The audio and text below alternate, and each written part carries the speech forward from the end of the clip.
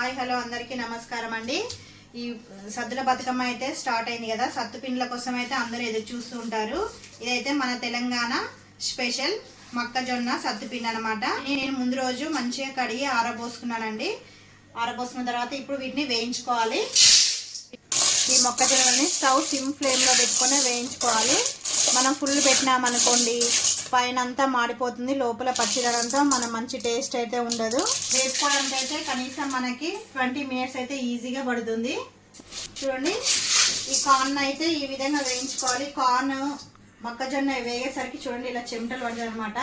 20 minutes ఈజీగా వేయించుకుంటేనే మంచిగా ఇలా వేగుతాయి, బుగ్గలా వస్తాయి. అప్పుడు మన పిండి పట్టించుకుంటే టేస్ట్ అనేది చాలా బాగుంటుంది. చూడండి, నాకు షాప్లో మంచిగా వీటి మూలలన్నీ తెల్లగా ఉంటాయి, అవి తీసి ఇచ్చారు షాప్లోనే. ఇప్పుడు ఇవి వేయిపోయాయి. ఈ మొక్కజొన్నలు మాత్రం బయట పట్టించుకోవాలి. మన మిక్సీలో పట్టించుకుంటే మిక్సీ అయితే పాడైపోతుంది. మొత్తం చల్లారినాక బయటికి వెళ్ళి మనం వీటిని పట్టించుకోవాలి.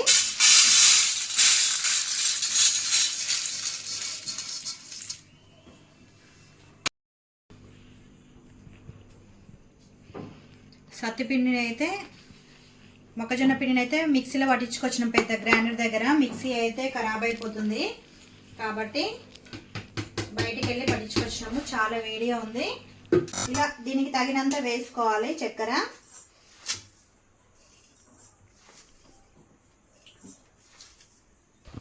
దీన్ని మంచి పౌడర్లా మిక్స్ చేసుకోవాలి. ఇలా మంచి పౌడర్లా అయితే పట్టేసుకొని మనం ఈ పిండిలో కలుపుకోవాలి. స్పూన్తో కలుపుకోవచ్చు, కానీ స్పూన్తో అయితే అంత బాగా కలవదు. నాకైతే చేతితో కలపడమే అలవాటు. ఇలా మొత్తం కలిసే విధంగా కలుపుకోవాలి. చాలా బాగుంటుంది అసలు. కొందరు షుగర్తో ఇష్టపడే వాళ్ళు షుగర్లా ఇలా చేసుకోవచ్చు, లేదంటే మనము బెల్లంతో అయినా కూడా చేసుకోవచ్చు. రెడీ అయిపోయింది. ఫస్ట్ వచ్చేసి బెల్లం సత్తుపిండి, బెల్లము మొక్కజొన్నతో చేసిన సత్తుపిండి.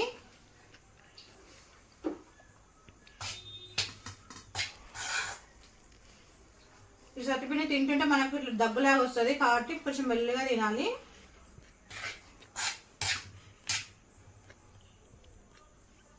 చాలా అంటే చాలా బాగుంటుంది. చేసుకోవడం కూడా చాలా ఈజీ.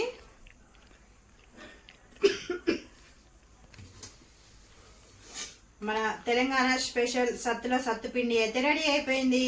ఈ వీడియో కనుక మీకు నచ్చినట్లయితే ప్లీజ్ లైక్ చేయండి, షేర్ చేయండి, సబ్స్క్రైబ్ చేయండి.